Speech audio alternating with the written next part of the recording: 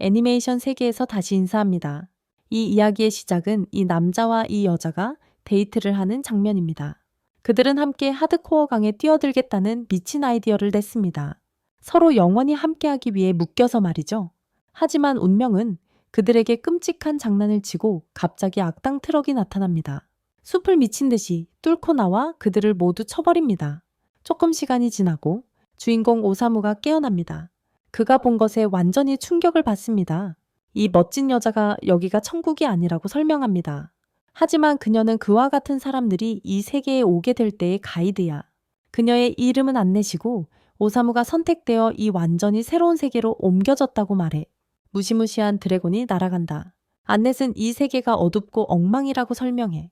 그리고 오사무가 이곳에 빛을 가져다줄 영웅이 되어야 한다고 해. 하지만 오사무는 자신을 영웅으로 보지 않아. 그는 단지 여자친구와 함께 자신의 목숨을 끊으려던 평범한 남자였어. 그리고 지금 그는 이 이상한 세계에 갇혀 있어. 안넷은 그를 영웅으로 만들기 위해 동기부여 연설을 할 준비를 하고 있어. 하지만 오사무가 자신의 방식으로 행동하고 독약알약을 삼키자 그녀는 충격에 빠져. 아넷은 그의 몸에서 독소를 정화한다. 하지만 오사무는 그녀가 자신을 괴롭히고 있다고 말한다.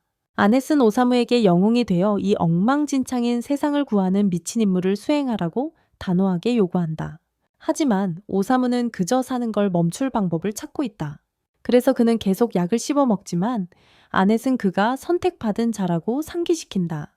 오사무는 선택받기를 원하지 않았다고 반박한다. 하지만 아넷은 트럭쿤이 사실 다른 세계의 트럭이며 어떤 선택을 하는 존재라고 알려준다. 오사무의 옛 세계의 불행한 사람들 중에서 다른 세계의 트럭쿤에 의해 치인 사람만이 이 새로운 세계에서 삶을 다시 시작할 기회를 얻는다. 이건 아넷의 세계에서의 세계전이 서비스 같은 거다. 트럭쿤에 치인다는 것은 그가 옛 삶에서 엄청나게 고통스러웠다는 의미다. 그래서 그는 새로운 세상에서 이런 기회를 얻게 되었어. 오사무는 더 많은 약을 먹고 화가 나서 트럭이 인생에서 가장 행복한 순간을 망쳤다고 말해. 그는 평화롭게 떠나려는 계획을 세우고 그는 단호하게 안네트에게 그들이 누가 불행한지 결정할 권리는 없다고 말한다. 그러나 그녀의 관점에서 보면 그녀는 오사무가 모든 것을 포기하려 할 정도로 정말로 비참한 삶에서 그를 구했다. 안네트는 결국 오사무의 불평이 아무짝에도 쓸모없다고 생각한다. 왜냐하면 그는 자신의 상태를 확인하고 태도를 바꿀 거라고 믿기 때문이야. 인류의 모든 사람이 그녀의 세계로 데려가면 그들은 모두 엄청난 초능력을 얻게 된다. 하지만 그녀는 오사무가 매우 약하다는 사실을 알게 되자 정말 놀라워한다. 그는 단 한 개의 체력 포인트밖에 없고 그녀가 독을 제거한 후에도 여전히 중독되어 있다. 안네트는 누군가 이렇게 약할 수 있다는 것이 믿기지 않는다. 그래서 그녀는 절박한 마음으로 오사무를 찾아다니며 특별한 기술이나 멋진 능력을 발견하길 바라요. 그런데 그녀는 그가 전혀 아무것도 없다는 것을 발견했을 때 놀라게 됩니다. 그녀는 평생 이런 약한 다른 세계인은 처음 봅니다. 병에 걸린 것처럼 아픈 오사무는 도망치려고 하지만 안네트가 그를 막고 결국 그가 이 세계로 잘못 들어왔다고 인정합니다. 그녀는 그가 이 세계에서 살아남기 힘들 거라고 생각하고 오사무가 마침내 조금의 자신감을 보일 때 놀라게 됩니다. 그는 단순히 그녀가 한 말이 바로 그의 실제 인생이라고 말합니다. 오사무는 그가 어느 세계에 있든 항상 실패자 취급을 받아왔다고 설명합니다. 안네트는 다시 한번 실수에 대해 사과하고 그가 잠시 머물기를 원합니다. 이 세계는 괴물 등등으로 가득 차 있어서 그가 밖으로 나가면 생명이 위험해질 거예요. 하지만 안네트는 오사무가 걱정할 필요 없다고 말하는 것을 듣고 놀라게 됩니다. 그는 이미 자신의 마지막 안식처를 찾고 있다고 말했거든요. 그녀가 이렇게 충격을 받은 이유는 오사무가 그녀가 만난 누구와도 다르기 때문이다. 아넷은 다른 세계의 사람들을 안내하는 것에 자부심을 느끼며 그들을 만나는 것에 신이 나곤 했다. 하지만 곧 그녀는 그들이 얼마나 거만하고 자기중심적인지 깨달았다. 그녀는 하루 종일 히로의 비위를 맞추기만 하는 기분이 들어서 스스로를 차단했다. 하지만 이제 오사무가 전혀 다른 존재이기 때문에 그녀의 세상이 완전히 뒤바뀌었다. 오사무는 위험한 새로운 세계에 발을 내디딜 준비를 하지만 아넷은 그에게 먼저 직업을 선택해달라고 간청한다. 그는 직업이 필요 없다고 단호하게 선언하며 자신은 태어날 때부터 작가라고 한다. 그렇게 그는 아름다운 귀를 가진 소녀에게 작별 인사를 한다. 그가 떠나면서 아넷은 극적으로 드디어 깨달았다고 선언한다. 그녀가 그동안 기다려온 것은 바로 이 남자가 그녀의 삶에 들어오는 것이었다. 밖에서 오사무는 이 세 개의 글자를 읽을 수 없다는 것을 깨닫지만 자신이 쉴 카페는 없을 것이라는 것을 안다. 갑자기 그의 머릿속에 목소리가 나타나 새로운 지역을 발견하여 경험치 5점을 얻었다고 알린다. 오사무는 그 성가신 목소리가 조용해지길 바라지만 그는 이미 편두통에 있다. 그러자 더 큰 목소리가 오사무가 레벨 2로 상승했다고 선언한다. 그때 나무가 쓰러지고 소녀가 괴물에게 공격받으며 비명을 지른다. 그녀는 오사무에게 도와달라고 애원하며 그가 모험가라고 말한다. 하지만 오사무는 그녀를 바라보며 이 세계의 사람들은 귀 모양이 참 이상하다고 생각한다. 그녀는 그의 도움을 계속 요청하지만 오사무는 그녀에게 소설을 쓰기 위한 허락을 요청한다. 결국 오사무는 그녀가 정말로 그에게 구해주길 원한다는 것을 깨닫고 잠깐만 기다리라고 말한다. 그는 반쯤 마음을 먹고 그녀에게 손을 내밀려고 하지만 결국 닿지 않는다고 말한다. 그녀는 그에게 칼을 사용하거나 마법을 부리라고 요청한다. 하지만 괴물이 오사무도 붙잡는다. 그가 할 수 있는 말은 숨을 쉴 수 없다는 것이다. 그리고 소녀는 나무가 그들의 생명력을 빨아들이고 있다고 설명한다. 그들은 몇 분밖에 남지 않았다. 하지만 오사무는 그게 좋은 소식이라고 말한다. 그는 마지막 순간에 기쁨을 느끼며 세상에 작별 인사를 한다. 소녀는 그에게 포기하지 말라고 간청한다. 하지만 오사무는 전혀 반응하지 않는다. 그녀는 자신의 인생이 이렇게 이상하게 끝나게 될 줄은 몰랐다. 하지만 그녀는 나무가 어둠에 휩싸여 폭발하는 모습을 보고 더욱 충격에 빠진다. 오사무는 모든 역경에도 불구하고 여전히 살아있다. 그에게는 실망스러운 일이다. 그리고 그 목소리는 오사무가 도구로 300의 피해를 입혔다고 알린다. 그 소녀는 이 두 대가 전설적인 모험 중에 생명력을 흡수하는 대신 자신의 독을 흡수하게 하여 괴물을 쓰러뜨리는 모습을 보고 완전히 놀란다. 오사무는 3레벨로 레벨업하고 소녀는 그가 자신을 중독시키고 있는 건 아닌지 궁금해한다. 그러다 그녀는 그가 실제로 꽤 강한데 왜 약한 척하고 있는지 궁금해지기 시작한다. 하지만 오사무는 이런 일은 항상 그에게 일어난다고 설명한다. 그 두 대는 존재하는 것을 멈추고 싶어 한다. 하지만 어쩐지 그는 계속 살아남는다. 그는 5번이나 저 세상으로 가려고 했지만 매번 실패했다. 어느 순간 그 소녀는 그가 왜 이렇게 우울한지 전혀 모른다. 하지만 그녀는 그가 자신의 목숨을 구해준 것에 감사한다. 그래서 그녀는 그에게 고맙다고 말한다. 그녀는 그를 자신의 집으로 데려가서 쉴 수 있게 해주겠다고 제안하고 그는 자신을 소개한다. 하지만 오사무가 그녀의 손을 만졌을 때 그는 자신의 여자친구 사친을 떠올리게 되고 그녀도 이 세계에 있을지 궁금해한다.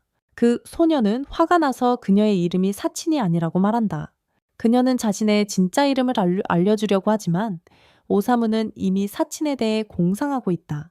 그 소녀는 그가 자신을 완전히 무시하고 있어서 매우 답답해하지만 그는 정당한 이유가 있다. 오사무는 이 새로운 세계에서 살아갈 목적을 찾은 것이다. 그는 마지막 기억 속의 소녀와 함께 시간을 보내며 이 세상 어디에 있든 간에 사치인을 찾아낼 거라고 선언한다. 그의 선언은 실제로는 그가 다시금 죽음을 맞이하고 싶기 때문에 그런 것이지 그녀를 찾고 싶어서 그런 것은 아니다. 한편 안네트는 자신의 세계의 신에게 기도하며 오사무를 보호해달라고 빈다. 그녀는 언젠가 다시 만나기를 바라며 오사무가 돌아왔을 때 그녀의 소원이 이루어진다. 그녀는 그를 볼 수 있어 너무 행복하다. 하지만 그의 새로운 고향에 여자친구가 있다는 사실에 그녀는 정말로 충격받는다. 안네트는 이미 그 옆에 여자가 있다는 사실에 믿을 수 없다. 하지만 그녀는 차분하게 행동한다. 오사무가 안네트에게 사치인이라는 이름의 여자를 만났는지 알고 싶어 하기 때문이다. 안네트는 세 번째 여자가 있다는 소식에 정말로 공포에 질린다. 오사무는 안네트가 사치인에 대해 아무 정보도 제공하지 못하자 떠난다. 하지만 고양이 소녀는 그가 그녀를 찾을 거라고 안심시킵니다. 그녀는 먼저 로스 성소 마을에 들르고 집으로 향하려고 합니다. 하지만 안네트가 나타나서 그들이 손을 잡는 것을 막으려 하자 그녀는 놀라게 됩니다. 안네트는 그것이 수치스러운 행동이라고 생각합니다. 하지만 고양이는 왜 안네트가 따라오는지 궁금해합니다. 안네트는 너무 부끄러워서 대답할 수 없습니다. 그래서 고양이는 알아차리고 안네트가 오사무를 사랑하는 것 같다고 생각합니다. 물론 안네트는 이를 부인하고 오사무를 보호하는 것이 단순히 그녀의 일이라고 말합니다. 그녀가 다른 세계에서 온 존재라는 사실 때문에 고양이는 오사무가 매우 강하다는 것을 깨닫습니다. 하지만 안네트는 그가 실제로 매우 약하다고 말합니다. 두 사람은 그가 얼마나 약한지에 대해 싸우기 시작한다. 하지만 고양이가 오사무가 괴물을 죽이고 그녀의 생명을 구했다고 말해버린다. 아네트는 충격에 빠진다. 그녀의 생명을 구했다는 것은 그들이 가까워졌다는 의미이기 때문이다. 그러자 그녀는 그 소녀를 도둑 고양이라고 부르기 시작한다. 그때 오사무가 멋진 것을 발견했다고 말하며 정말 편안한 침대를 찾았다고 한다. 하지만 사실 그건 빵꾸난 관이었다. 그리고 그는 마을에 도착하면 깨워달라고 소녀들에게 말한다. 오사무는 아네트와 탐에게 잘 자라고 인사한다. 하지만 고양이는 화가 나 있다. 왜냐하면 그건 그녀의 이름이 아니기 때문이다. 오사무는 이미 기절해버린 상태였다. 아넷은 수줍게 그가 그녀를 올바른 이름으로 불렀다고 지적한다. 그래서 아넷은 오사무를 관 속에서 끌고 가는 일을 맡기로 한다. 하지만 타마는 그것이 정말로 그녀의 성직자로서의 일인지 궁금해한다. 그들이 계속 걸어가면서 타마는 그 끔찍한 관을 끌고 다니는 것에 지치고 있다. 그래서 그녀는 오사무에게 나와서 스스로 걸으라고 말한다. 하지만 반응이 없고 그녀는 오사무가 정말로 무슨 일로 기절했을까 걱정하기 시작한다. 아넷은 그의 상태를 확인하고 오사무는 괜찮아 보이므로 아마 기절한 것일 뿐이다. 어쨌든 그들은 성에 꽤 가까워지고 있다. 그래서 아넷은 탐에게 조금 더 참고 그를 깨우지 말자고 부탁한다. 한편 관 안에서 오사무는 사랑하는 사친에 대해 평화롭게 꿈꾸고 있다. 그녀가 어디에 있든 그는 그녀를 찾아서 함께 죽을 것이다. 잠시 후 그들은 드디어 로스성을 도착한다. 안네트와 타마는 오사무를 위해 관을 열었다. 오사무는 마을을 둘러보고 이제 그가 더 이상 같은 세계에 있지 않다는 것을 확신한다. 하지만 그들이 다른 일을 하기 전에 안네트는 성으로 가서 왕과 만나는 것이 좋겠다고 제안하지만 결국 관을 도로 한가운데에 두게 된다. 성에서 토마스 왕과 그의 딸 샬롯은 그들을 만나서 기뻐한다. 그리고 긴 여행으로 피곤할 것이기 때문에 왕은 그들에게 성의 방에서 하룻밤을 지낼 수 있는 공간을 제공한다.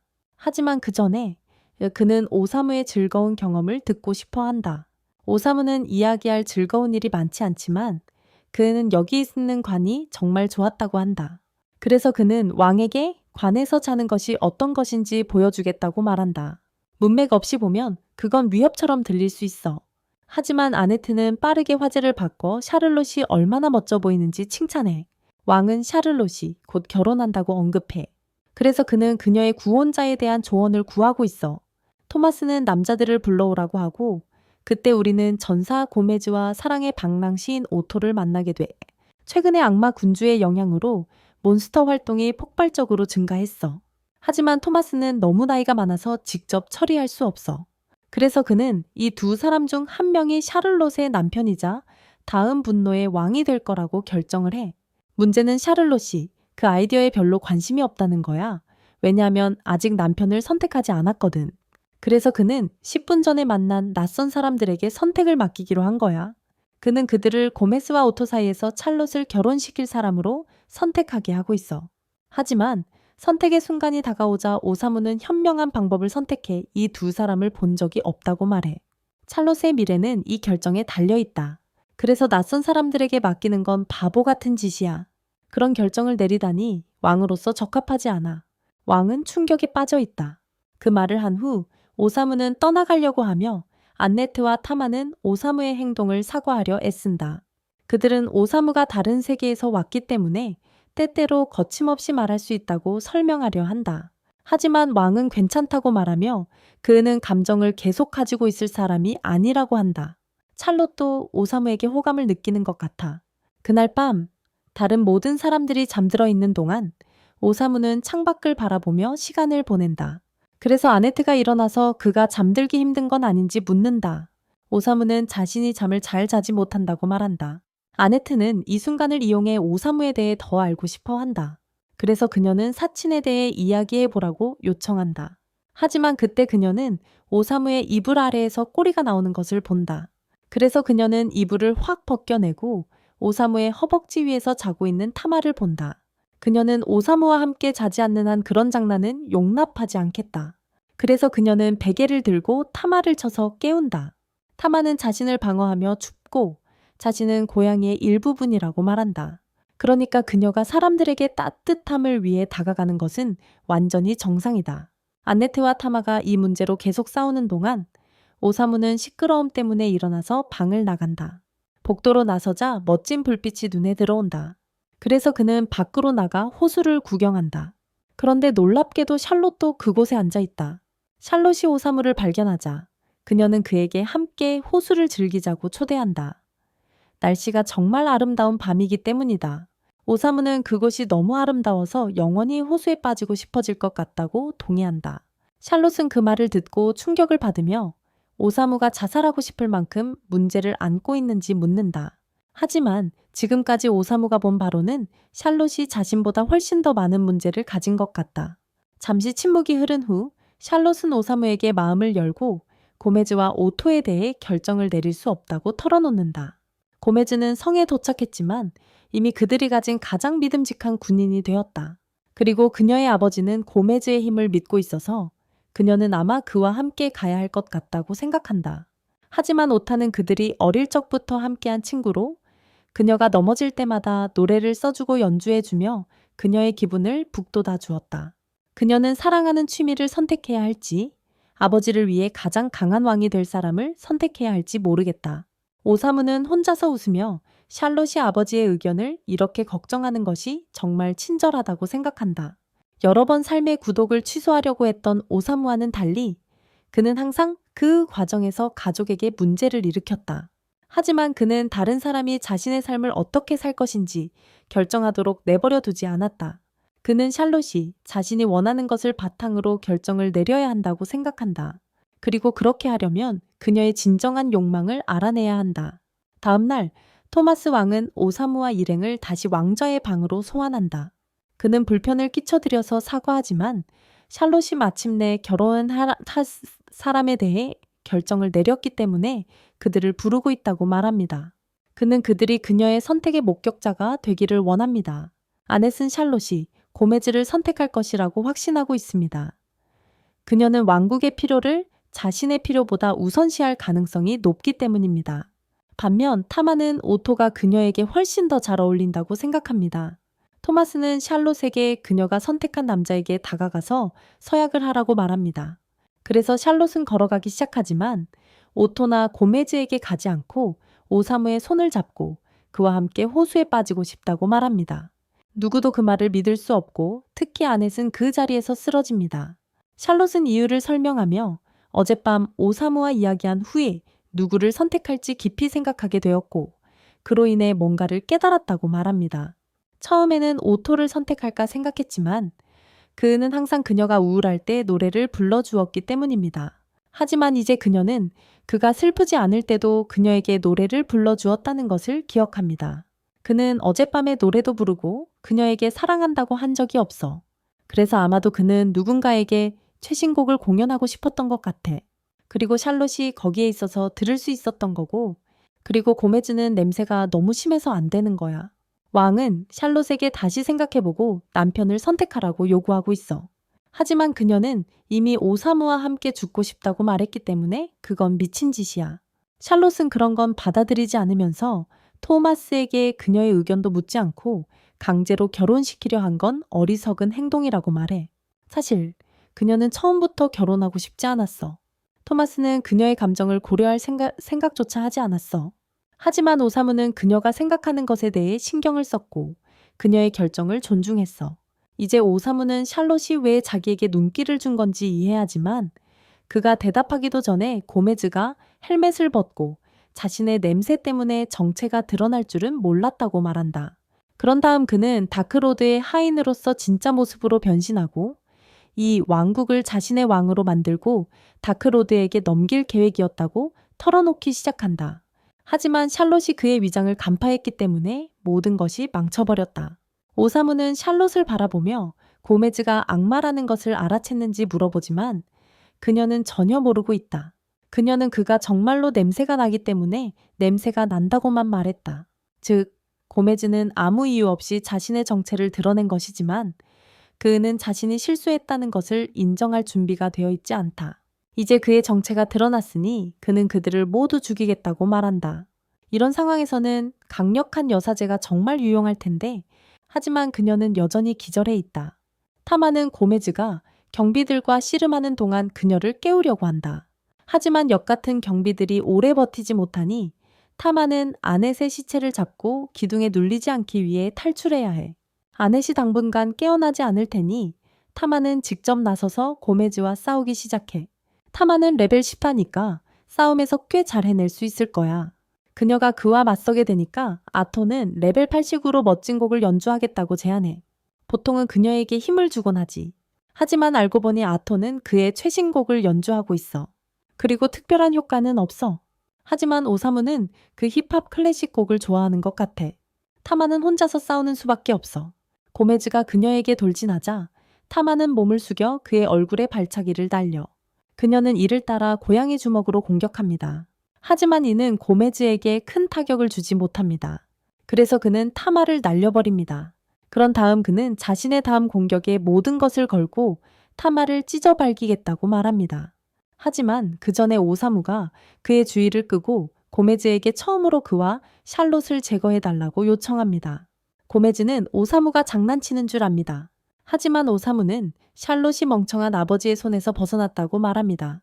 그녀의 첫 번째 소원은 오사무와 함께 화려하게 사라지는 것입니다. 오사무는 죽을 기회를 놓치지 않는 사람입니다. 그래서 그는 고메즈에게 이 친절한 부탁을 합니다. 고메즈는 그를 처치하겠다고 동의한다. 하지만 그는 그 후에 왕을 제거하고 도시 전체를 불태워 모든 사람을 없앨 것이라고 말한다. 오사무는 고메즈가 무엇을 하든 신경 쓰지 않는다. 어차피 그때쯤이면 그는 이미 죽어 있을 테니까. 하지만 샬롯은 죽는 것에 대해 다시 생각하기 시작한다. 고메즈가 그들에게 돌진할 때 그녀는 오사무에게 자신이 아직 죽을 수 없다고 말한다. 왕국을 지키고 싶기 때문이다. 오사무는 샬롯이 드디어 자신이 진정으로 원하는 것을 알게 되어 기쁘다. 그래서 그녀가 살아있고 싶어하니 그는 그녀를 위험에서 밀어내고 고메즈가 자신에게 돌진하는 동안 공격의 전부를 자신이 감당한다. 샬롯은 그가 찔리지 않도록 설득하려고 한다. 하지만 다행히 그 순간 아나가 깨어나 그녀의 힘으로 빛의 방패를 만들어 오사무를 고메즈의 공격으로부터 보호한다. 그녀는 오사무의 곁에 있는 한 절대 그가 죽게 두지 않겠다고 맹세했다. 그래서 고메즈가 그녀의 방어막을 뚫으려 하면서 결국 그의 뿔이 부서지고 말았다. 이제 고메즈는 방어할 수 없는 상태가 되었고 타마는 그를 성벽을 넘어 물속으로 날려버리는 일격을 날린다. 타마와 아넷은 무사히 통과한 것에 안도하고 있다. 그리고 아나가 타마를 도와준 만큼 타마는 그녀에게 감사의 마음을 전할 필요성을 느낀다. 아넷도 타마의 도움에 감사하며 이제 두 사람은 훨씬 더 잘 지내는 것 같다. 그리고 오토는 여전히 여기서 마음껏 연주하며 세상 걱정이 없는 듯하다. 샬롯은 그 미친 사건 이후에 처리해야 할 일이 많다. 그때 그녀의 아버지가 달려와서 이전에 그녀의 감정을 전혀 고려하지 않은 것에 대해 용서를 구한다. 오사무는 타마가 왕이 될 자격이 없다고 말했으며 이제 타마는 자신이 샬롯의 아버지가 될 자격조차 없다는 것을 깨닫는다. 그래서 그는 진심으로 샬롯에게 그를 용서할 의향이 있는지 묻는다. 샤를롯이 내려와서 아버지에게 용서한다고 말해요. 그리고 앞으로는 이 왕국과 그녀 자신들의 미래에 대해 많은 대화를 나누고 싶다고 말해요. 타마는 샤를롯과 화해한 것이 기뻐서 미쳐가고 샤를롯은 아버지가 마침내 그녀의 생각을 이해해 주었다는 사실에 흥분해 있어요. 하지만 오사무는 안네트와 타마가 그의 완벽한 게임 오버 기회를 망쳤다는 생각만 해요. 한편 토마스는 통치할 만큼 적합하지 않음을 인정합니다. 그래서 왕좌를 샤를롯에게 양보하고 이제 샤를롯은 왕국을 지키기 위해 모든 노력을 다하고 있어요. 오토는 여전히 아무것도 할 일이 없어서 음악을 만들고 있어요.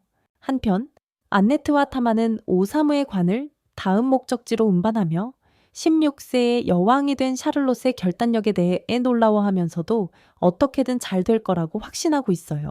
오사무가 관에서 튀어나와 진짜 중요한 것은 샤를롯이 스스로 결정을 내렸고 그 결정을 지키겠다는 것이라고 말해요. 그게 바로 오사무가 아름답다고 느끼는 부분이에요. 사무를 한참 끌고 다닌 후 타마는 아네트에게 쉬어도 되는지 물어본다. 그녀는 지쳤다. 들은 상당한 거리를 걸어왔다. 그래서 아네트는 잠시 쉬는 게 괜찮다고 생각한다. 들이 멈추자 오사무는 관을 열고 지금이 먹을 시간인지 궁금해한다. 네트는 그에게 빵을 제안한다. 지만 이 오사무는 삶은 두부에만 관심이 있다. 그래서 그녀가 없으면 그는 다시 잠이나 자려고 한다. 식후 타마는 집에 도착하기까지 얼마나 더 걸리는지 묻는다. 네트가 지도를 들고 있으니 그녀는 고향에 도착하기까지 며칠 더 걸릴 것 같다고 말한다. 지만 그 전에 아네트는 이곳에 있는 절에 들러야 한다고 요청한다. 타마는 지연에 신경 쓰지 않아. 하지만 그녀는 아넷이 왜 거기에 가야 하는지 물어보고 아넷은 이 세계 과정에 대해 설명하기 시작해. 보통 다른 세계의 사람들은 4개의 신전 중 하나를 통해 이 세계에 들어와서 어둠의 군주와 싸우러 나가. 하지만 오사무의 임무는 어둠의 군주를 처치하는 것이 아니라 사친을 찾는 것이기 때문에 아넷은 사친의 위치에 대한 정보를 찾기 위해 신전을 확인하고 싶어해. 하지만 운이 따르지 않으면 그들은 전 세계를 돌아다녀야 할 수도 있어. 하지만 아넷은 오사무를 위해 모든 것을 포기할 준비가 되어 있어. 진짜 이야기야? 그녀는 오사무가 어둠의 군주와 맞서 싸우는 것을 원하지 않아. 비록 그녀의 일이 사람들에게 그렇게 하라고 설득하는 것이지만 그녀는 오사무를 걱정하고 있는 거야. 그를 위험에 처하게 하고 싶지 않아. 타마는 그녀를 지적하며 오사무에게 반했다는 말을 해. 아네트는 지금 단계에서 그 의도가 너무 명백하지만 순수한 의도라고 부인합니다. 그녀는 오사무가 자신이 지치고 힘든 시기에 자신의 작업에 새로운 생명을 불어넣었다고 주장합니다. 그래서 이제 그녀는 그가 잃어버린 사람을 찾도록 도와주려는 임무를 가지고 있습니다. 그게 다입니다.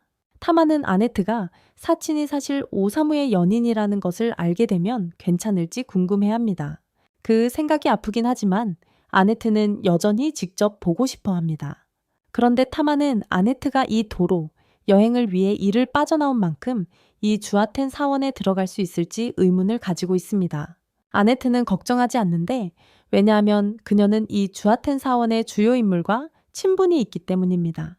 그리고 그녀가 일을 벌인 것도 아니고 오히려 그녀의 친척이 공식 사직서를 대신 제출해 주었습니다. 그리고 우연히도 그 친척이 다시 돌아와 오사무의 머리를 먹고 있습니다. 오사무의 상처를 치료한 후 아넷은 그녀의 사이드킥이 항상 문제를 일으키는 것에 불평한다.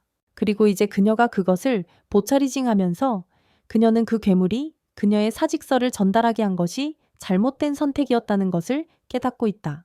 그녀의 의심은 그 파미리아가 그녀의 편지를 토해내면서 정통을 치며 마치 그녀가 사전 통보 없이 일을 그만두었다고 보이게 만든다. 그리고 그녀는 바로 그 파미리아를 지목한다. 그 파미리아가 자신의 유일한 일을 이렇게 망치는 모습을 보며 오사무의 얼굴에는 미소가 번진다. 그는 스스로도 약간의 실패자이기 때문이다. 그래서 그는 그것의 이름을 밀로스라고 짓고 밀로스는 오사무를 즉시 좋아하게 된다. 하지만 오사무는 정말로 애완동물을 원하지 않아서 그냥 그의 관으로 다시 돌아간다. 한편 아넷은 사전 통보 없이 직장을 그만둔 것에 대해 미쳐가고 있으며 사원이 나중에 그녀의 실업수당을 거부할 것임을 알고 있다. 그때 밀로스가 수상하게 행동하기 시작하고 곧 도망쳐버리며 뭔가 잘못되었음을 알린다. 하지만 드래곤이 산꼭대기에서 내려오기 전까지 그들은 밀로스가 그들에게 경고하려 했던 것과 연결되지 않는다. 드래곤은 가장 나쁜 괴물로 군림하며 아넷은 그것을 어떻게 다뤄야 할지 모르고 있다. 하지만 드래곤이 미쳐 날뛰기 전에 아넷과 타마 뒤에 한 아기새가 나타나 코아단에게 무작위로 사람들을 공격하지 말라고 명령한다. 그 아기새는 드래곤에게 다가가 쓰다듬으며 아넷과 타마를 어리둥절하게 만든다. 그들은 드래곤을 길들이는 사람을 본 적이 없어서 그녀가 누구인지 묻는다. 하지만 그녀는 그들에게 돌아서며 이 지역에 괴물이 가득하다고 경고하고 다치기 전에 떠나라고 한다. 그리고 그들의 동료 중 한 명은 이미 죽었다고 한다. 아넷은 혼동에 대해 사과하고 오사무는 아직 살아있다고 설명한다. 그는 관 속에서 낮잠 자는 것을 좋아하는 괴짜 다른 세계의 사람이다. 그 아기새가 오사무가 이곳 출신이 아니라는 것을 알게 되자 그녀의 머릿속에서 스위치가 켜지고 망토를 벗어 던지며 드래곤 소녀임을 드러내고 모든 다른 세계의 사람들을 없애겠다고 다짐한다. 그녀가 발산하는 막강한 힘은 상상을 초월한다. 그래서 그녀가 그들의 쪽으로 강력한 공격을 쏘아보낼 때 안넷은 간신히 방패로 그것을 막아냅니다. 하지만 그녀의 방패는 별로 소용이 없고 공격은 여전히 강력합니다. 그들은 땅에 흩어져 있으며 이 드래곤 소녀의 힘이 완전히 다른 차원이라는 것을 깨닫습니다. 그래도 그들은 오사무를 보호하는 데는 물러서지 않기로 하고 다시 한번 싸울 준비를 합니다. 하지만 이 드래곤 소녀는 그들의 방해를 용납하지 않고 강한 압박을 가해 그들을 바닥에 눕히고 맙니다. 그들이 눌려있는 동안 그녀는 그들 위에 서서 안넷에게 자신의 목에 있는 표식을 보여줍니다. 안넷이 알고 있는 그 표식은 분노한 어둠의 군주를 상징합니다. 이 어둠의 군주는 안넷과 타마를 끝내려 합니다. 하지만 그녀가 그 일을 저지르기 전에 오사무가 나서서 다른 사람들에 대한 폭력을 자제하라고 말합니다. 그는 그녀에게 다른 세계의 사람들과 갈등이 있으며 그녀가 노리는 대상은 자신이라고 말합니다. 그래서 오사무는 그녀에게 자신에게 원하는 대로 하라고 말합니다. 그가 저항하지 않으니 다크로드는 다른 사람들을 내버려 두기로 동의합니다. 순식간에 그녀는 오사무의 가슴을 뚫고 주먹을 날립니다.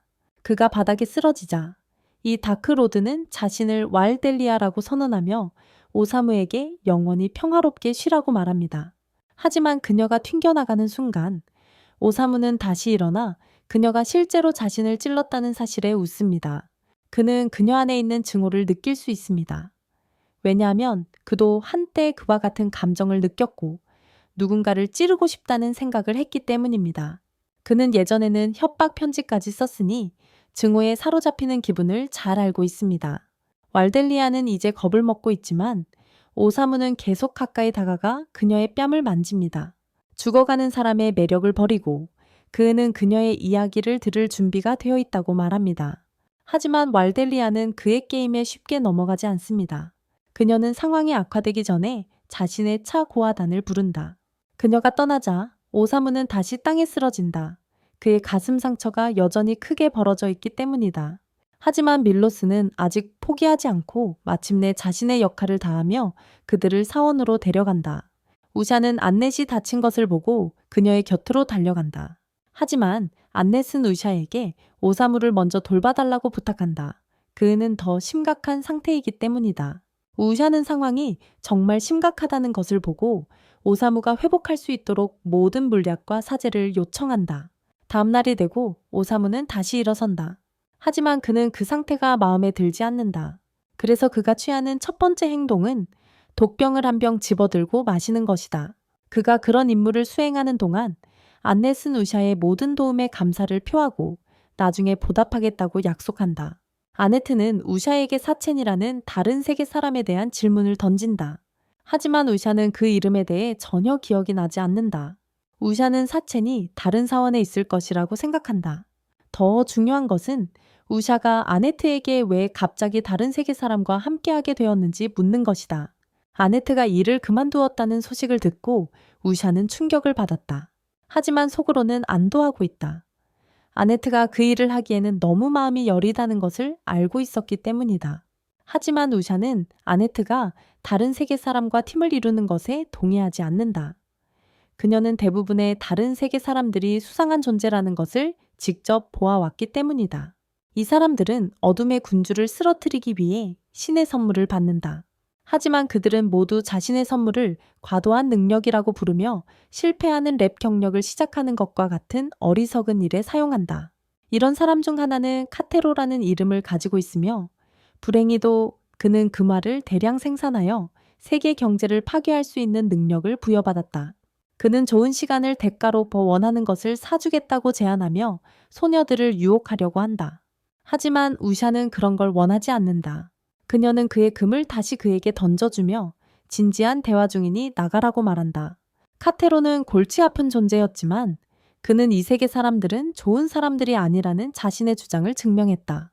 안넷은 오사무를 변호하려고 하지만 그가 다른 사람들과는 다르다고 주장한다. 하지만 우샤는 오사무의 분위기가 문제를 일으킬 것 같아 믿지 않는다.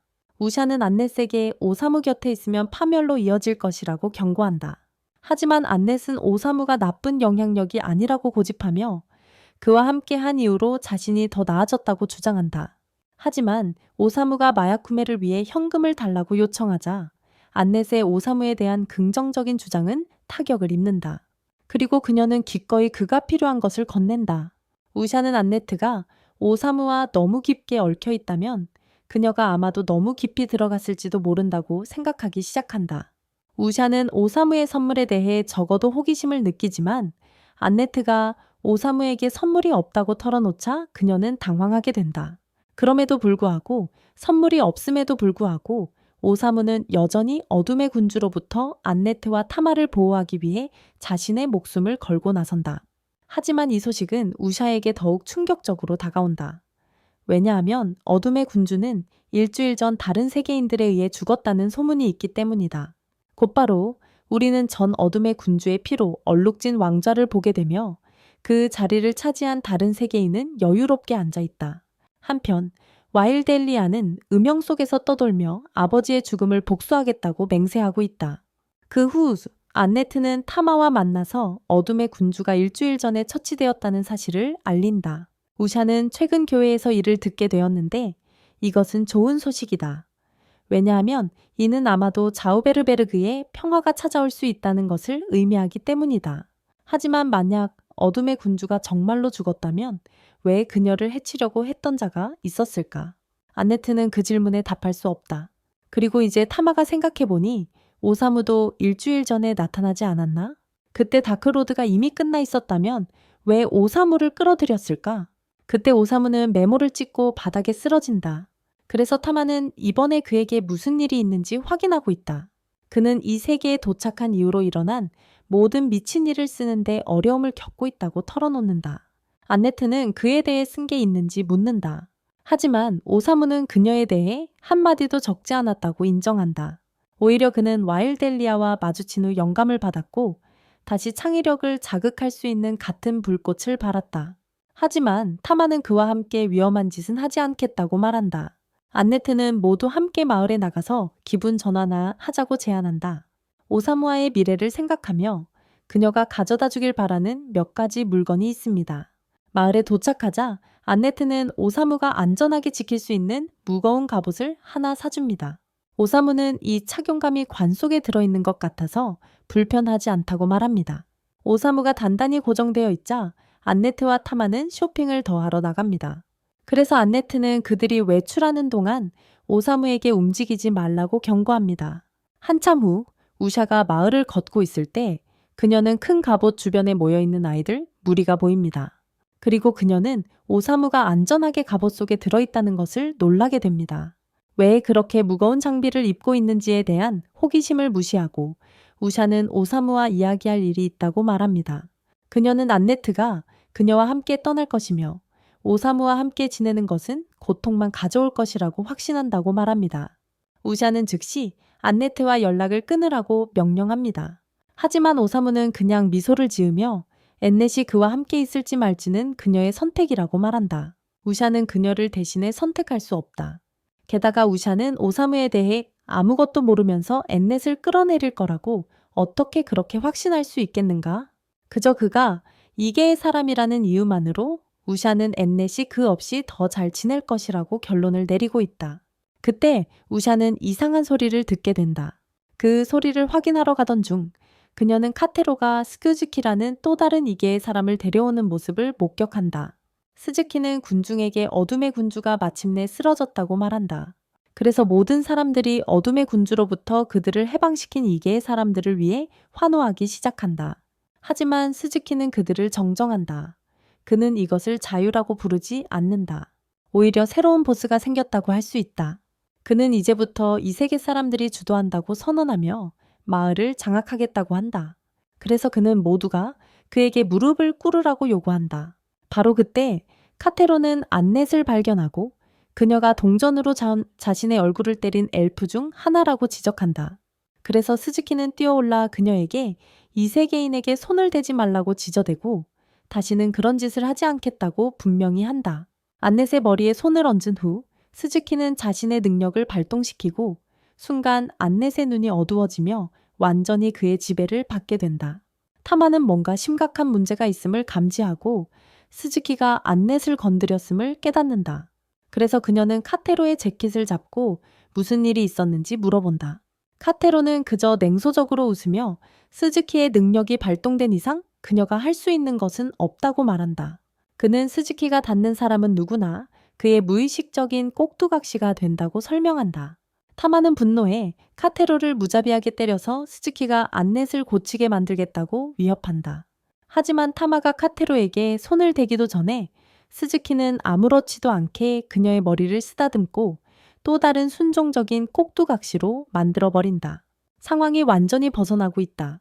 그러다 우샤가 마침내 도착해 스즈키가 힘을 남용한 것에 화를 내며 나타난다. 그녀는 그에게 능력을 선한 일에 사용하도록 가르쳤지.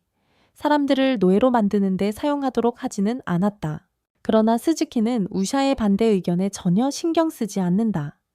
그는 이제 모든 카드를 쥐고 있기 때문이다. 우샤와 마을 사람들이 그를 반대하자 그는 마을을 완전히 파괴하여 본보기를 만들기로 결정한다. 그는 다시는 그를 도전하지 않을 요새로 마을을 재건할 계획이다. 떠나기 전에 그는 우샤에게 교회를 점령하고 새로운 성으로 만들겠다고 알려준다. 스즈키의 명령 아래 그의 공격견들은 마을을 파괴하기 시작한다. 심지어 스즈키의 통제 아래에 있는 타마조차도 파괴에 동참하며 오사무가 이전에 넣혀졌던 갑옷에게 분노를 풀어놓는다. 하지만 오사무는 타마의 광란에 전혀 신경 쓰지 않는다. 그는 사실 아네트가 이런 비상 상황에 갑옷이 좋은 아이디어라고 말한 것이 정말 웃기다고 생각한다. 결국 타마의 끊임없는 주먹이 갑옷을 부수고 만다. 하지만 혼란 속에서 그녀는 헬멧을 자신의 얼굴로 발사해 즉시 기절해버린다. 오사무는 이제 갑옷에서 자유로워졌고 타마가 땅에 기절해 있으므로 그는 생각할 수 있는 유일한 일을 한다. 그는 그녀를 통에 집어넣어 더 이상 문제를 일으키지 않도록 한다. 그 일을 정리한 후 우샤가 그의 옆 건물로 쿵렁이대냥 쿵쾅하고 부딪혀 들어온다.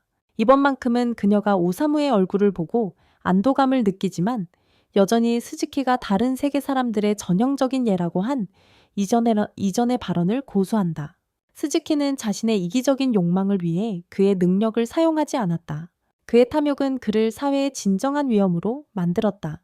그의 선물에서 오는 힘이 그의 머리를 바로 채웠다는 건 분명해. 처음 이 세상에 나타났을 때는 그렇게 변하지 않았으니까.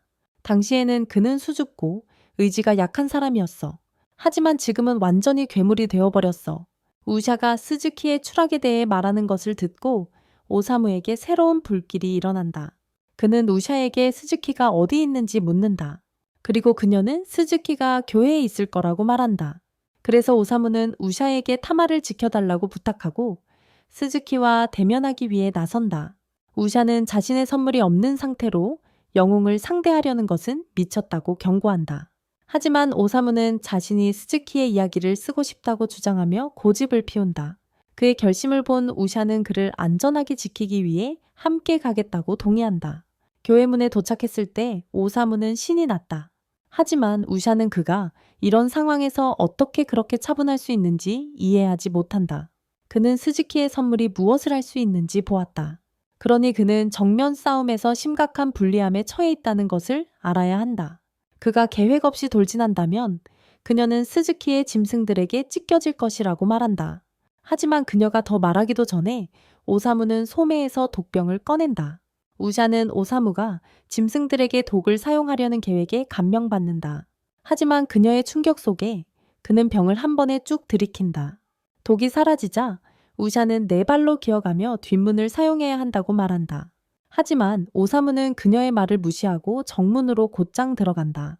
오사무는 스즈키에게 인사하며 그의 이야기에 대한 소설을 쓰고 싶다고 말합니다.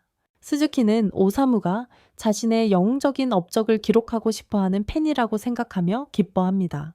하지만 오사무는 자신이 쓰고 싶은 소설이 자격에 비해 너무 많은 권력을 부여받고 결국 완전히 나쁜 사람이 된 패배자에 관한 것이라고 폭탄 발언을 합니다. 스즈키는 심하게 모욕감을 느끼고 있습니다.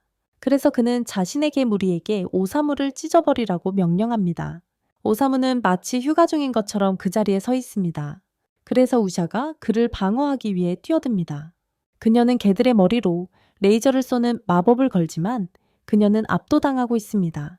스즈키의 남은 짐승들은 오사무에게 파이어볼을 발사하기 시작합니다. 우샤가 제 기능을 하지 못하게 되자 오사무는 매우 나쁜 날이 될 것처럼 보입니다. 모든 희망이 사라진 것처럼 보일 때 불구체가 떠다니는 헬멧에 의해 방어되어 수지에게 다시 날아갑니다. 결국 밀로스는 헬멧을 사용하여 불구체를 방어하고 있는데 갑옷은 절레벨 마법을 튕겨내는 멋진 기능이 있어서입니다. 카테로는 오사무가 심각한 플롯 암호를 가지고 있다는 것을 깨닫고 패닉에 빠집니다. 하지만 수지는 신경 쓰지 않습니다. 그는 마지막으로 한 가지 비장의 무기를 숨겨두었습니다. 수지는 자신의 큰 늑대를 오사무에게 공격하라고 명령합니다. 늑대가 그를 물었을 때 늑대는 썩기 시작해서 붕괴됩니다. 우샤는 오사무가 마신 독약이 실제로 그들을 구했다는 사실에 믿을 수 없습니다. 그리고 카테로는 이제 수지가 오사무의 플롯 암호를 이길 수 없다는 것을 100% 확신하게 되어 그의 감자 같은 머리를 들고 도망칩니다. 수지는 마지못해 오사무가 자신이 생각했던 것보다 더 강하다는 것을 인정합니다. 하지만 그는 아직 끝나지 않았고 아넷에게 나와서 일을 마치라고 외친다. 스즈키의 조종 아래 있는 아넷은 우샤에게 다가가 단검을 휘두르며 거의 찌를 뻔한다. 우샤는 아넷과 싸우고 싶지 않아 지금은 물러나는 것이 최선이라고 생각한다.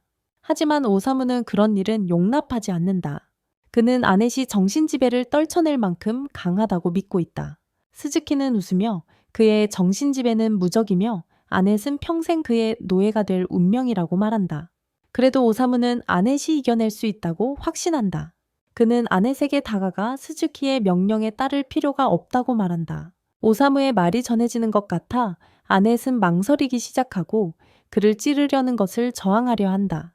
스즈키는 격분하며 그녀의 손을 강제로 움직이게 하려 하지만 아넷은 강한 의지와 회상으로 다리에 스스로 찔러 정신세뇌에서 벗어난다. 고통이 그녀를 현실로 되돌리며 그녀는 오사무의 품에 쓰러진다. 아네트가 예전의 모습으로 돌아오자 오사무는 우샤에게 그녀의 다리 상처를 치료해달라고 요청한다. 우샤는 오사무를 사람으로서 잘못 판단했을지도 모른다는 것을 깨닫기 시작한다. 스즈키는 자신의 능력이 더 이상 전능하지 않다는 것을 깨닫고 전쟁 범죄에 대한 책임을 져야 할 것이라는 사실에 땀을 흘리기 시작한다. 그는 자신이 괴롭혔던 모든 사람들에게 심각한 정의를 받게 될 것이라는 사실에 겁먹고 있다. 그는 모든 것을 끝내기 위해 칼을 찾고 있다. 하지만 그가 저 세상으로 가기 직전 오사무가 그를 막으러 다가온다. 스즈키의 생명에 관심이 있어서가 아니라 그의 이야기가 아직 끝나지 않았기 때문이다. 오사무는 스즈키에게 그의 과거에 대해 모든 것을 털어놓기를 원한다. 그래서 잃을 것이 없는 스즈키는 자신의 배경 이야기를 쏟아내기 시작한다. 스즈키는 그냥 평범한 고등학생이었고 항상 더 큰 아이들에게 괴롭힘을 당했습니다. 그는 매우 소심하고 약했으며 자신을 지키지 않았습니다. 그는 괴롭힘에서 벗어나기 위해 옥상에서 뛰어내릴까 고민했지만 결국 겁을 내고 말았습니다. 어느 날 술에 취한 노인이 그에게 부딪히고 마치 스즈키가 잘못한 것처럼 소리를 질렀습니다. 스즈키는 화가 났지만 여전히 방역할 용기가 없었습니다. 그래서 그는 사실상 트러쿤의 살아있는 표적이었습니다. 다음 순간 그는 이 세계로 끌려 들어가 우샤에게 인사받았고 마왕을 물리쳐야 할 소위 영웅이 되었습니다. 그곳에서 그는 혼자서 살아남아야 했고 늑대들과의 전투를 통해 점차 그들을 자신의 충성스러운 하수인으로 만들었습니다. 새로운 팀과 함께 그는 강력한 몬스터들을 처치했습니다. 그는 드디어 상황이 좋아질 것이라고 생각했습니다. 그가 마을을 걸어다니면서 그는 모든 새로운 힘에도 불구하고 사람들이 여전히 그를 무시하고 지구에 있을 때와 같은 방식으로 대한다는 것을 깨달았다. 다시 괴롭힘을 당할 것이라는 생각은 그를 한계로 몰아넣었다. 그는 지구에서 끝없는 고통을 겪었고 이제 여기서 영웅으로 칭송받고 있다. 하지만 그는 이 새로운 세계를 구하거나 영웅 역할을 할 진정한 동기가 없었다. 악당처럼 행동하려고 해도 제대로 해내지 못했다. 오사무는 스즈키의 이야기를 파고들고 있는데 그 이야기가 그의 소설을 잘 마무리해 주기 때문이다. 진정한 영웅이 될 수 없는 불쌍한 남자에 대한 이야기다. 자신의 약점 때문에 악당으로 갇히고 어디를 가든지 버림받은 존재. 그래서 오사무는 소설의 제목을 얼음남자 시카쿠라고 짓기로 결정한다. 그가 이름을 짓자 소설의 페이지들이 스즈키 주위로 떠다니기 시작하며 모든 것이 초현실적으로 변한다. 그러자 오사무는 이야기에 대해 스즈키에게 감사하며 덕분에 자신이 정말로 괜찮게 여기는 것을 드디어 쓸 수 있었다고 말한다. 하지만 그는 여전히 그것을 걸작이라고 부르지 않는다. 그래서 그는 소설의 한 페이지를 잡아 찢어버린다. 그가 이렇게 하는 동안 스즈키 아래에 마법진이 나타난다. 우샤와 아넷은 그것이 영웅들을 이 세계로 소환하기 위해 사용했던 소환원이라는 것을 알아차린다. 하지만 이번에는 역으로 작동하고 있다. 빛의 섬광과 함께 스즈키는 지구로 돌아간다. 아넷은 오사무의 상태 화면을 확인하고 놀랍게도 그가 이전에 없었던 능력을 가지고 있음을 본다. 우샤는 그것이 다른 세계의 존재들에 대해서만 작동하는 특별한 능력일 것이라고 추측한다. 이것은 오사무가 특별히 다른 세계의 존재들에 대처하기 위해 이곳으로 소환되었다는 것을 의미한다. 스즈키가 사라진 후 오사무는 그가 목표로 했던 걸작을 만들지 못한 것에 실망하며 쓰러진다. 그는 자신의 글이 가진 힘을 전혀 인식하지 못하고 스즈키에게 무슨 일이 있었는지 궁금해하기 시작한다. 스즈키가 사라지자 그의 통제 아래 있던 모든 괴물들이 편안해지며 마을을 떠나기 시작한다. 타마는 드디어 통에서 빠져나온다. 하지만 그녀는 왜 처음에 거기에 있었는지조차 의아해하며 머리를 긁적이고 있다. 모든 것이 정상으로 돌아가자 우샤는 오사무가 스즈키로부터 마을을 구한 것에 대한 보상을 받을 자격이 있다고 생각한다. 그래서 그의 요청에 따라 그녀는 그를 위해 맞춤형 관을 만들어준다. 아넷은 우샤에게 모든 도움에 대해 감사한다. 하지만 그녀가 나가려는 찰나 우샤는 그녀와 진지한 이야기를 하고 싶어 한다. 우샤는 오사무가 이 세계에서 엄청난 영웅일 가능성이 높다고 말하며 그와 함께 여행하는 것은 매우 위험할 것이라고 경고한다. 하지만 우샤는 아넷의 의지를 보았고 그녀가 어떤 상황에도 대처할 수 있다고 생각한다. 그래서 그녀는 아넷에게 오사무를 최대한 도와달라고 요청한다. 그 후 그룹은 계속해서 여행을 떠날 준비를 하고 타마와 아넷은 오사무의 관을 끌기 위해 로프를 잡는다. 출발하기 전에 우샤는 오사무에게 한 가지 더 질문을 한다. 그녀는 스즈키의 몰락에 대해 곰곰이 생각해왔다. 스즈키는 힘을 얻기 전에는 괜찮은 사람이었다. 그래서 우샤는 그가 소환된 것 때문에 나빠진 건 아닌지 궁금해해야 한다. 오사무는 다른 의견을 가지고 있다. 그는 스즈키의 영웅으로서의 이야기는 여기서 끝났지만 지구에서의 이야기는 여전히 진행 중이라고 말한다. 그가 상황을 바꾸고 변화를 만들어내는 것은 그의 몫이다.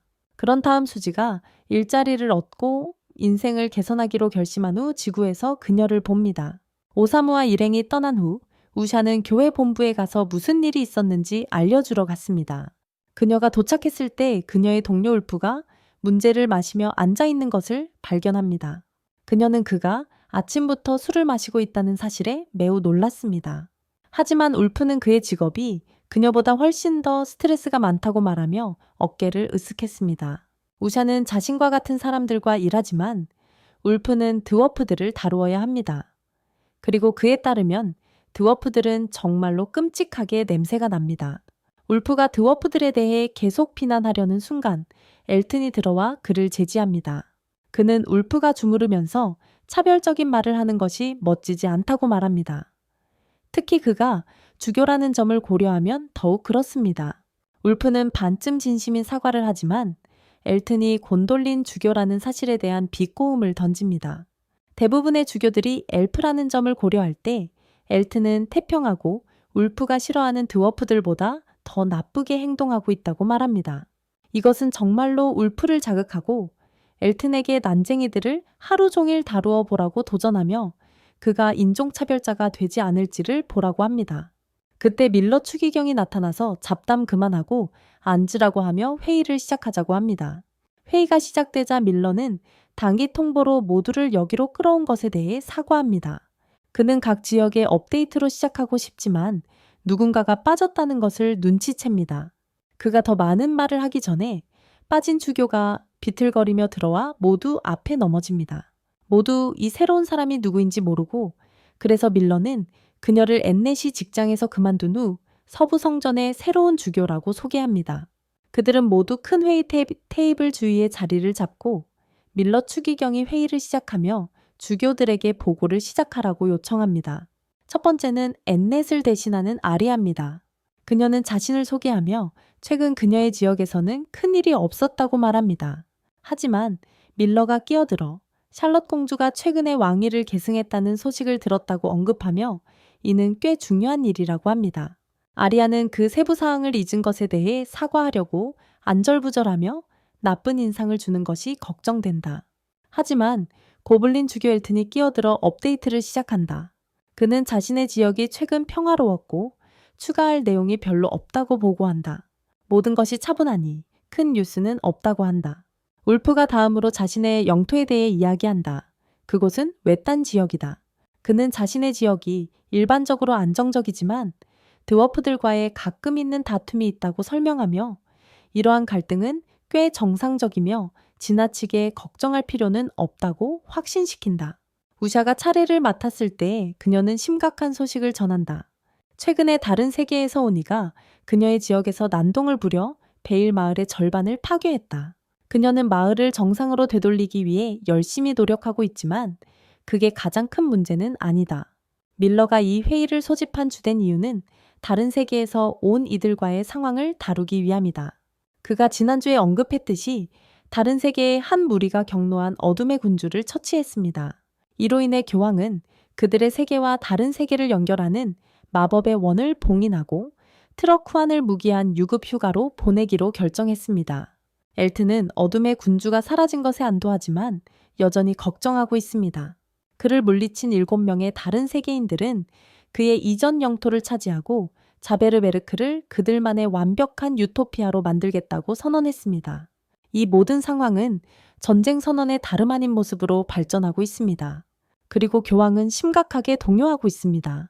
다른 세계인들은 처음에는 신성한 구세주로 여겨졌습니다. 이 세상을 재앙에서 구하기 위해 위에서 보낸 천사들. 교황은 그들에게 진정한 애정을 가지고 있었고 그들을 주요 동맹으로 보았습니다. 하지만 이제 그들이 그에게 등을 돌린 것 같습니다. 이는 큰 타격입니다. 교회는 임박한 위협에 대비하고 있습니다. 그들이 걱정해야 할 것은 오직 다른 세상 사람들만이 아닙니다. 그들이 여러 지역에 퍼뜨린 혼란과 어둠의 군주의 성에서 사라진 그의 딸의 신비로운 실종도 있습니다. 한때 교회의 가장 큰 동맹이었던 다른 세상 사람들과 이제는 가장 큰 적이 되었다는 것이 믿기 어렵습니다. 그들이 힘을 합친다면 어둠의 군주보다 훨씬 더 큰 위협이 될 수 있습니다. 아리아는 그러한 강력한 상대와 어떻게 맞설지 불안해하고 있습니다. 하지만 우샤에게는 잠재적인 해결책이 있을지도 모릅니다. 그녀는 그룹에게 다른 세상 사람들을 그들의 세계로 되돌릴 수 있는 독특한 능력을 가진 다른 세상 사람이 있다고 밝혀냅니다. 이 폭로는 모두를 충격에 빠뜨립니다. 하지만 우샤의 이론이 맞다면 오사무의 능력이 이 침략자들을 그들이 온 곳으로 돌려보내는 열쇠가 될지도 모른다. 이 소식을 흡수하고 있는 찰나 교황이 깜짝 등장한다. 그의 도착은 모두를 놀라게 하지만 그는 이 잠재적 해결책에 대해 듣고 명백히 안도하는 모습이다. 그는 우샤에게 그 특별한 능력을 가진 사람에 대한 자세한 정보를 요청한다.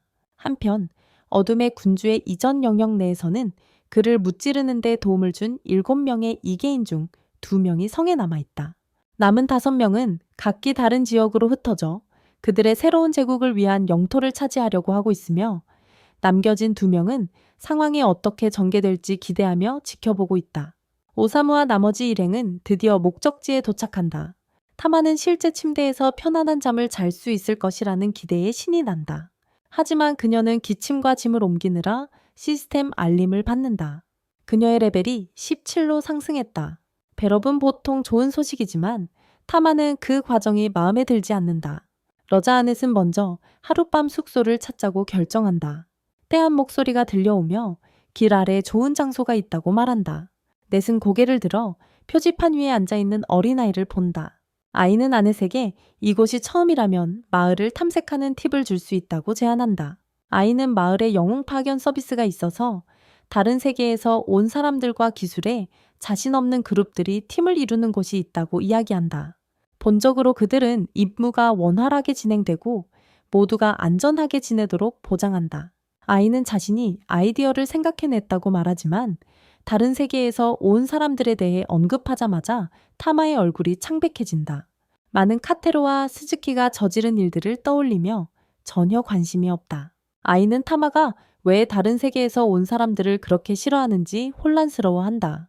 특히 그들이 세상을 구했기 때문에 더욱 그래요. 하지만 그는 계속해서 다른 세계인을 소개해 줄 수 있다고 제안합니다. 물론 작은 수수료를 받고 소개를 위해 4,000년 제니콜을 요구하지만 타마는 그렇게 많은 돈을 지출하고 싶지 않아 합니다. 반면에 앙네트는 오사무를 안전하게 지키는 강력한 영웅을 얻기 위해서라면 그 돈을 지출하는 것을 좋아합니다. 그 소녀는 그녀가 관을 지키는 것이라고 생각하므로 죽은 사람이 자신의 시체를 보호받을 것 같다고 말하기 시작합니다. 그때 오사무가 관에서 튀어나와 소년에게 아직 죽지는 않았지만 사실 죽고 싶다는 말을 합니다. 소년이 놀라지만 타마는 그의 모습과 상관없이 오사무도 영웅이라고 안심시킵니다. 하지만 소년은 설득되지 않고 앙네트로부터 돈을 빼앗아 오늘 밤에 영웅을 여관으로 데려오겠다고 말합니다. 타마는 아직 의심스러워하지만 팀에 강력한 영웅이 있다면 더 이상 관을 끌 필요가 없으므로 좋을 것이라고 인정합니다. 반면에 앙네트는 실제로 관을 끄는 것을 즐깁니다.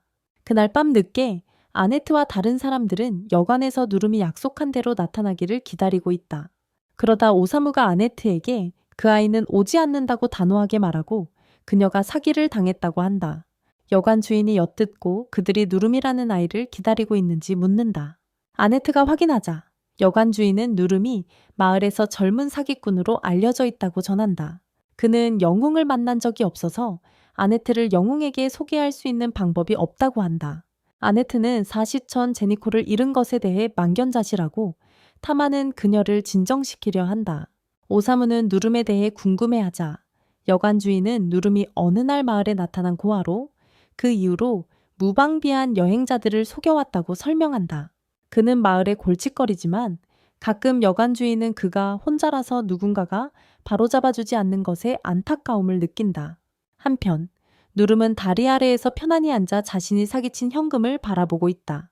하지만 갑자기 알 수 없는 납치범들에게 붙잡힌다. 그들은 그를 버려진 헛간으로 끌고 가서 불법적으로 얻은 물건들을 뒤지기 시작한다. 눌문 그들이 그와 무엇을 할 계획인지 묻고 3명의 남자들은 상당히 수상한 분위기를 풍긴다. 눌문 자신의 영웅 친구가 그들을 다치게 하면 복수할 것이라고 주장하며 허세를 부리려 한다. 하지만 그들은 누름이 영웅을 만난 적이 없다는 것을 알고 있고 사실 그들 자신이 영웅이라는 것을 알고 있다. 그들 중 한 명은 강력한 석궁을 소환할 수 있는 미친 능력을 가지고 있다. 누름이 영웅 이름을 사용해 사람들을 속여왔기 때문에 이 다른 세계의 사람은 그를 머리에 화살로 처벌하기로 결심한다. 눌문 자신이 존경하던 영웅들이 사실은 쓰레기 같은 존재라는 것에 충격을 받지만 이를 받아들이고 자신의 끝을 준비한다. 활을 쏘려는 순간 오사무가 나타나서 그 남자의 손을 밀쳐내고 화살을 바로 옆에 서 있는 금속 남자의 무릎에 맞춘다. 오사무는 악당들에게 그들이 이렇게 비열하게 행동할 때 영웅이라고 부를 자격이 없다고 맞서 말한다. 하지만 그의 말은 귀담아 듣지 않는 듯 빛나는 눈을 가진 악당 중 한 명이 오사무를 분석하는 능력을 사용한다. 모두의 충격 속에 그는 오사무가 다른 세계의 사람이라는 것을 발견한다. 이 폭로는 모두를 긴장하게 만들며 그들은 오사무의 능력에 대해 확신하지 못한다. 내에서 뒤어 더 자세히 살펴본 결과 감정사는 오사무가 중상을 입었고 HP가 단 1밖에 남지 않았으며 현재 독이 들어있음을 깨닫는다. 이 발견은 처음에 궁수의 마음을 진정시키고 그는 이제 오사무를 쉽게 이길 수 있다고 믿는다. 하지만 오사무가 자신을 끝내겠다는 궁수의 위협을 듣자마자 그의 관심이 끌리고 그들은 의도적으로 그쪽으로 나아간다. 감정사는 오사무의 체력 수치가 급격히 상승하기 시작하자 패닉에 빠지고 오사무는 궁서를 조롱하며 가슴에 직격탄을 쏘라고 한다. 이것이 함정이라고 믿은 궁수는 후퇴하기로 결정하고 동료들과 함께 도망친다. 악당들이 도망치면서 오사무는 그들이 자신을 끝내주기를 바랐기 때문에 실망감에 빠진다. 그 대치를 목격하고 오사무에게 그가 영웅인지 묻는다.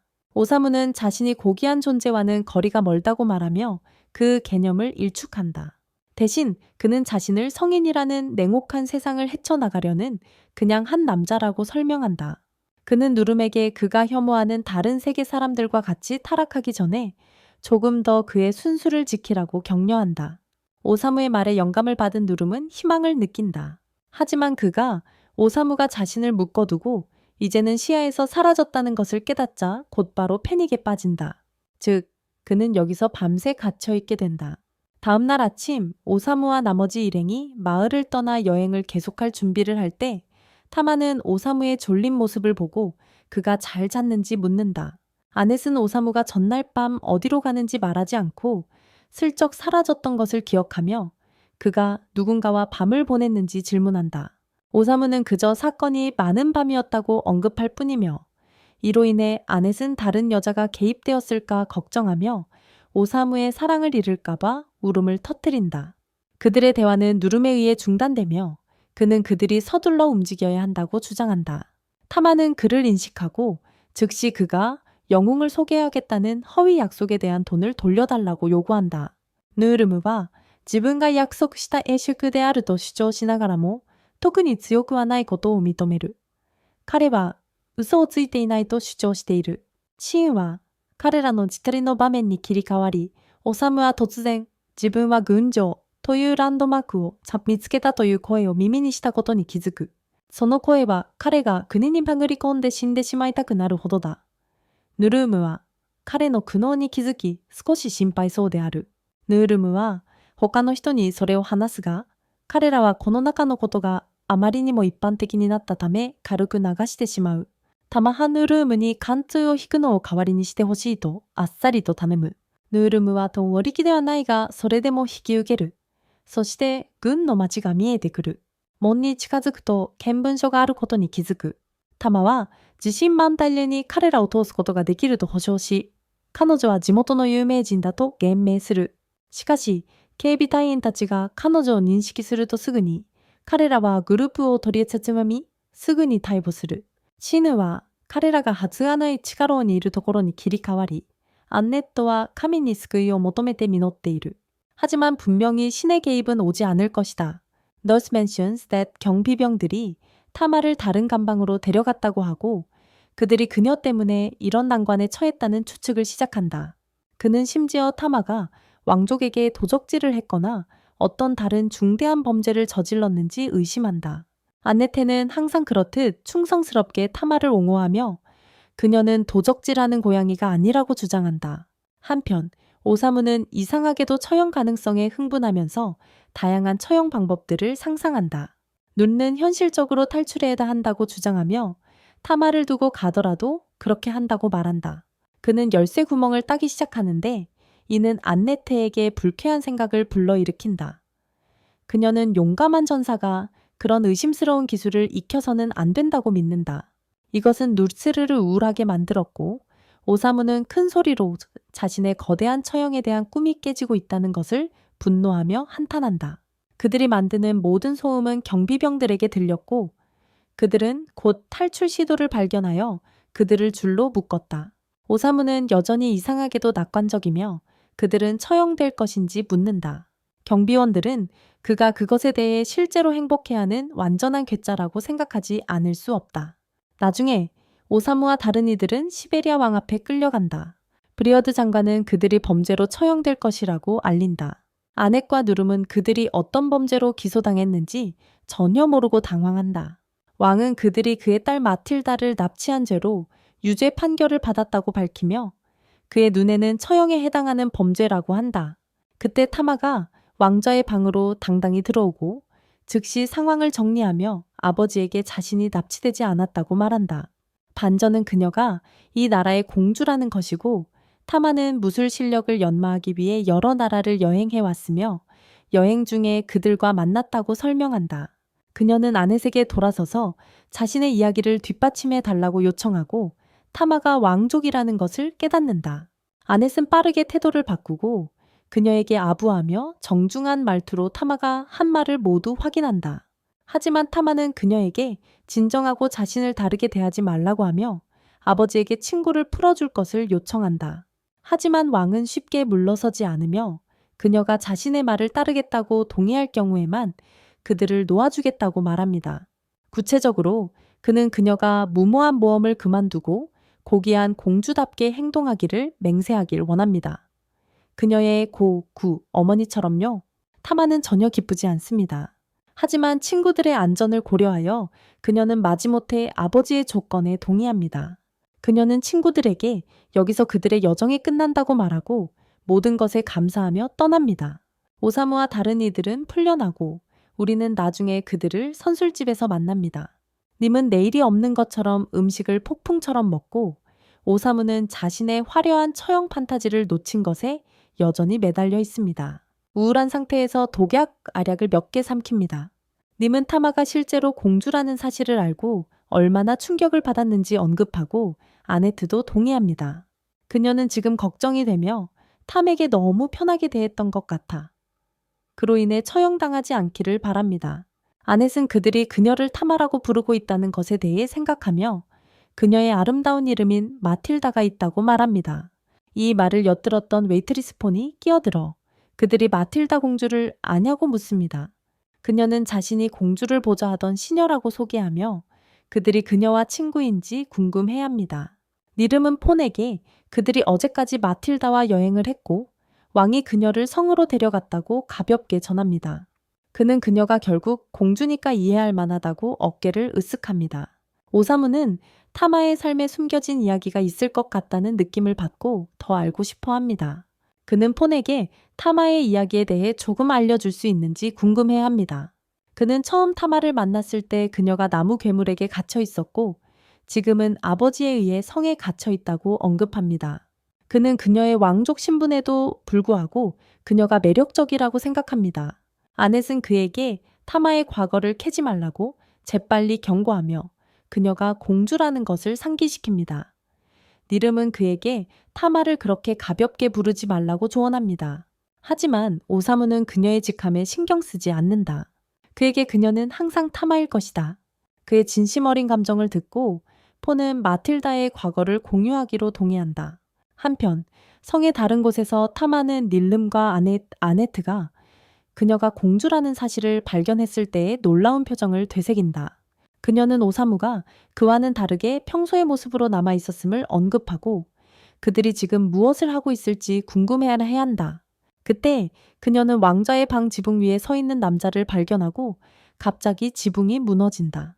왕은 무슨 일이 일어나고 있는지 확인하기 위해 달려가고 그의 왕좌에 편안히 앉아있는 남자를 발견한다.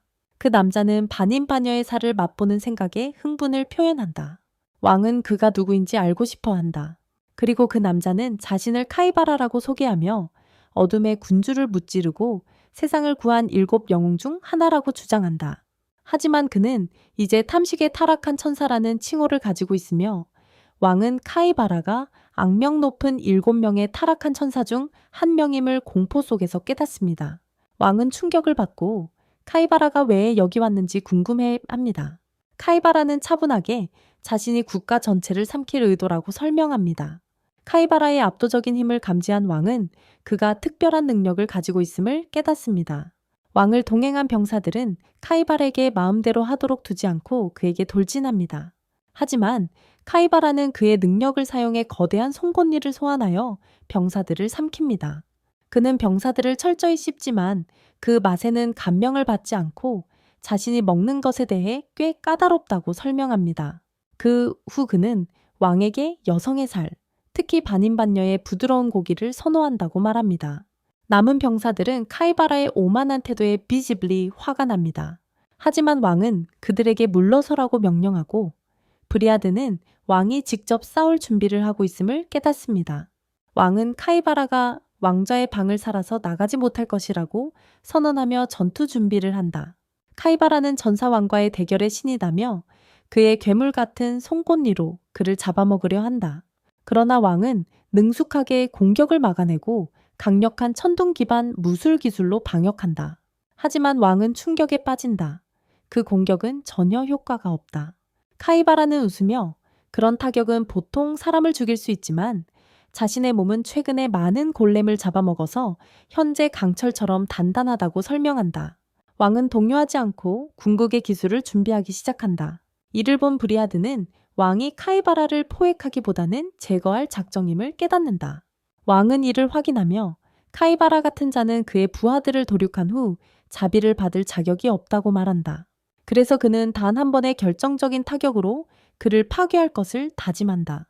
하지만 공격을 펼치려는 순간 마틸다가 방에 들어온다. 카이바라의 눈이 왜곡된 흥분으로 빛나며 그는 마침내 아름다운 반인간을 바라본다. 그리고 마틸다의 마음은 그를 이전에 감지했던 괴물로 인식하며 공포로 가라앉는다. 싸우기로 결심한 그녀는 전투를 준비하기 위해 치마를 찢지만 아버지는 엄하게 그녀에게 물러서라고 명령하며 런을 대신할 수 없다고 말한다. 선술집에서 파오는 마틸덱의 레언이라는 쌍둥이 형제가 있었고 그는 왕위를 물려받을 운명의 왕세자라는 사실을 밝힌다. 마틸다의 친절함과 런의 용기로 모두는 그들의 나라가 오랜 평화의 시대를 맞이할 것이라고 믿었다. 하지만 10년 전 폭풍이 동굴을 무너뜨리면서 런 왕자와 여왕이 성으로 돌아가는 도중 사망하는 비극이 발생했다. 왕은 그들의 죽음에 깊은 슬픔에 빠져 우울증에 시달리게 되었다. 마틸다는 아버지가 그렇게 무너지는 모습을 견딜 수 없어 대담한 결정을 내렸다. 그녀는 런처럼 보이기 위해 머리를 자르겠다고 요청하고 아버지의 고통을 덜어주기 위해 형의 자리를 차지하겠다고 다짐한다. 하지만 이 행동은 그들을 더 가까워지게 하는 대신 오히려 그들 간의 간극을 더욱 깊게 만들었다.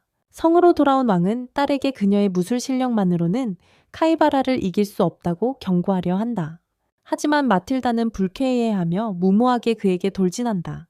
카이바라는 거의 재미를 느끼며 비틀린 능력으로 그녀를 삼켜버릴 뻔하지만 왕이 개입하여 그녀를 구하기 위해 오른팔을 희생한다. 부모의 사랑의 깊이에 호기심을 느낀 카이바라는 실망감을 표현하며 왕이 그런 상태로는 궁극적인 기술을 사용할 수 없다는 점을 지적한다. 그들을 더욱 조롱하기 위해 그는 마틸덱의 아버지의 잘린 팔을 입에 물고 있는 모습을 보여주어 그녀를 분노하게 만든다. 그녀는 또 다른 공격을 시도하지만 브리아르가 개입하여 그녀를 기절시키고 자신의 식사가 도망친 것에 짜증을 내며 그녀와 함께 신속히 도망친다. 카이바라는 그녀를 나중에 구하기로 결정하고 왕을 어떻게 즐길지 다시 집중한다. 한편 선술집에서는 아네시 파온에게 타마의 이야기를 나눠줘서 고맙다고 말한다. 눔은 오사무에게 무엇을 끄적이고 있는지 묻지만 그가 대답하기도 전에 브리아르가 들이닥치며 기절한 마틸다를 안고 있는 파온을 보고 안도한다.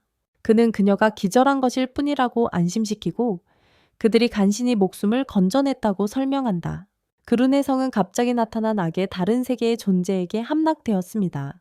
갑자기 성에서 큰 폭발음이 울려 퍼지고 그룬의 시민들은 포로로 잡힌 왕이 모든 이에게 전시되는 것을 목격합니다. 카이바라가 이제 그들 앞에 서서 자신을 새로운 통치자라고 소개합니다. 뒤틀린 미소를 지으며 그는 그들이 걱정할 필요가 없다고 장담하며 억압하지 않겠다고 약속합니다.